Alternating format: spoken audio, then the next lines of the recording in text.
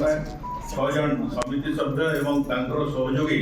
पाखापाखि 30 जन लोक कलाहांडी आसिक आज भारतीय जनता पार्टी माननीय प्रधानमंत्री नरेंद्र मोदी जो नीति आदर्श एवं विकास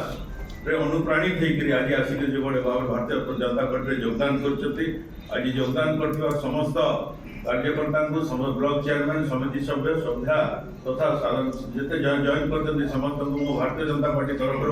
अभिनंदन जनाऊँ स्वागत जनाऊँ। एवं आप जाथे कलाहांडी गोटे गोटे बहुत बड़ परिवर्तन देखा आम 13टा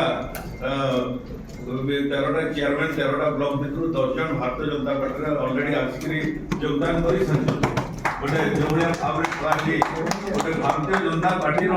छवि खेलुची निश्चित भाव में आम आशा करूँ डबल इंजिन सरकार प्रति कलाहांडीवासी अगाध विश्वास अच्छी एवं प्रगति और विकास को जो गति दि जाऊँगी तार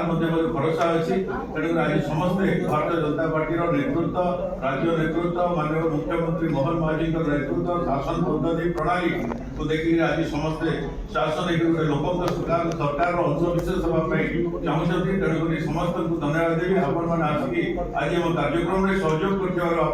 बहुत बहुत धन्यवाद देवी।